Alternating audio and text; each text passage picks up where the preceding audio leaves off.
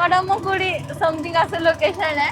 Road आहे ना जो इथला असं एकदम मध्ये रोड आहे आणि इकडे पण पाणी इकडे पाणी म्हणजे खूप भारी आहे. बघा ना ते बघा मजा येईल आणि सगळीकडे हिरवगार सगळं ग्रीन ग्रीन ग्रीन आहे इथं मजा येईल आणि ते बघू शकता तसे बोट्स पण आहे तिथे.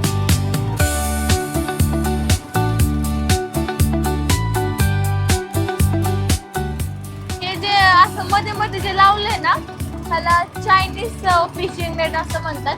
म्हणजे अगोदर कधीतरी इथं केरळाचे सॉरी चायनाचे माणसं आले होते इथं आणि मग ही त्यांची टेक्निक आहे म्हणे. तर मग एक हे टुरिस्ट अट्रॅक्शन सारखं एक झालं आणि याच्यामध्ये आता पण लोक म्हणजे फिशिंग करतात.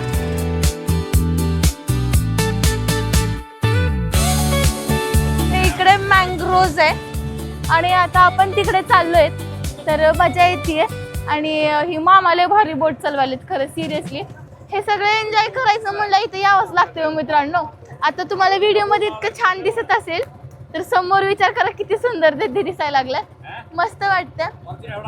मी प्रेमात पडले हो प्रेमात पडले. आता एकच डायलॉग प्रेमात पडले हो प्रेमात पडले.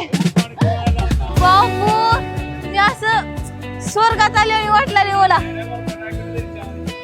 असं देवानं माझ्यावर काहीतरी असं त्यांचे आशीर्वाद असं शावर केले ब्लेसिंग आणि असं म्हणलेत की मेघा जा तू एन्जॉय कर असं मला वाटलं. खरंच इतकं भारी लोकेशन आहे सिरियसली.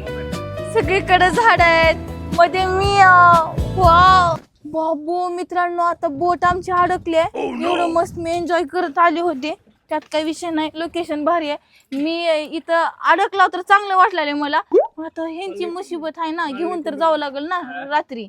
आता वाजलेत 1:47 झालेत 2 वाजायले तर आणि 2 वाजता आमची बोट स्टक झाली आहे. पाण्यात डुबणी म्हणजे झालं. आता आमची बोट चिखलामध्ये अडकली. हो का बघा हो का गाळ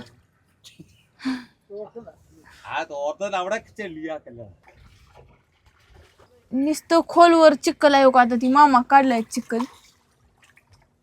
हो का हातानं पाप माझ्यामुळे झालं काय की. पण ह्यांना माहित असताना कशाला न्यायचं बर हाय का नाही. आता वळवाय बी ना उतराय बी ना काहीच नाही. अडकलेली बोट आमची निघालेली आहे. लाईक मला वाटतंय एक 15 मिनिटे गेले ह्याच्यामध्ये.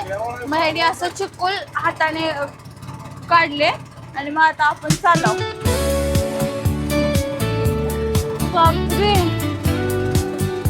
असं लयच डेंजर एक्सपिरियन्स होता ही पण छान होता. पण मला पर्सनली असे एक्सपिरियन्स घ्यायला आवडतात. लाईक म्हणजे आयुष्यामध्ये अशा सगळ्या गोष्टी नाही होत तर मग त्या आयुष्याला काय मजा आहे काय अर्थ आहे का नाही मित्रांनो. तर मला ह्या सगळ्या गोष्टी आवडतात.